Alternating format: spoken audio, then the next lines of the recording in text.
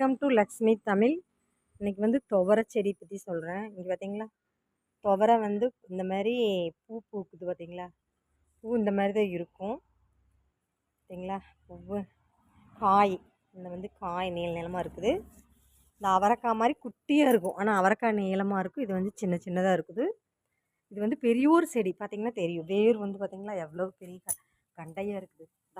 வேர் வந்து எவ்வளோ பெரிய கண்டையாக இருக்குது பார்த்தீங்களா. வேர் வந்து அப்படியே எவ்வளோ பெரிய வந்து இந்த மாதிரி மரம் மாதிரியே ஆயிடுச்சு. மரம் மாதிரியே ஆயிடுச்சு பார்த்தீங்களா. பெரிய ஒரு மரம் மாதிரி ஆயிடுச்சு. அதில் நிறைய காய் பிடிச்சிருக்குது. ஒரு சுமார் எவ்வளோ வரும்னு தெரில, எத்தனை கிராம் வரும்னு தெரில.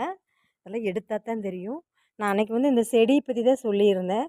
நான் பூ வந்தால் காய் வந்தால் காமிக்கிறேன்னு சொன்னேன்.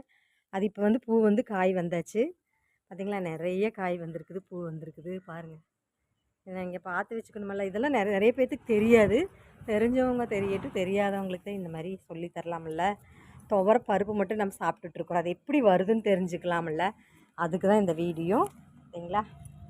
இது நம்ம எடுத்து காஞ்ச பின்னாடி இந்த காயை எடுத்து அறுவடை செஞ்சுட்டு செம்மண் இருக்குது இல்லையா, அந்த செம்மண்ணை வந்து இந்த பயிரெல்லாம் எடுத்து செம்மண்ணை போட்டு குழப்பி ஒரு இது மாதிரி கீழே போட்டு ஒரு மேலே மூடி வச்சிடுறது. மூடி ஒரு நாள் விட்டு அடுத்த நாள் எடுத்து வெயிலில் காய போட்டுருவாங்க. காய போட்டு அப்புறம்தான் இந்த இதை வந்து அரைப்பாங்க. அதாவது ரெண்டாக உடையும் இல்லையா, முழு துவரை வந்து ரெண்டாக உடைக்கிறது. இந்த மாதிரி தான் செய்வாங்க அறுவடை. நெல் அறுவடையெல்லாம் செய்வாங்கள்ல, அதே மாதிரி தான் இதுவும் வந்து.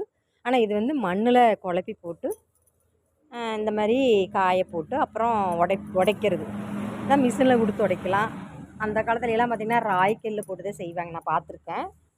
அந்த மாதிரி செய்வாங்க.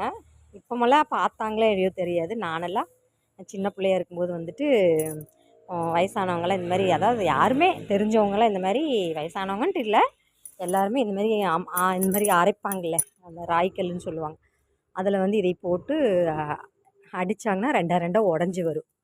அந்த மாதிரி நான் பார்த்ததுனால தான் இந்த வீடியோ சொல்கிறேன். இப்போ இருக்கிறவங்களுக்கெல்லாம் தெரியாதல்ல. இதெல்லாம் பின்னாடியால் தெரிஞ்சு வச்சுக்கணும், எப்படி இந்த மாதிரியெல்லாம் பயிர் வருது அப்படி. இப்போவெல்லாம் இந்த மாதிரி செய்கிறாங்களான்னு தெரியாது. நான் முதல்லையெல்லாம் அப்படி தான் செய்வாங்க. ஒரு வருஷத்துக்கு வேண்டி இந்த மாதிரியெல்லாம் காட்டில் போடுவாங்க. இந்த மாதிரி துவரை செடி போட்டு இந்த மாதிரி பயிர் வந்ததுன்னா வீட்டுக்கெல்லாம் வச்சுட்டு வெளியிலே விலைக்கும் கொடுப்பாங்க. அதில் நாங்களாம் எங்கள் அப்பா வியாபாரமெல்லாம் பண்ணுவாங்க. அப்போ இந்த மாதிரி வீட்டுக்கெல்லாம் எடுத்துகிட்டு வருவாங்க. அப்போ தான் எனக்கு தெரியும் இதை பற்றி.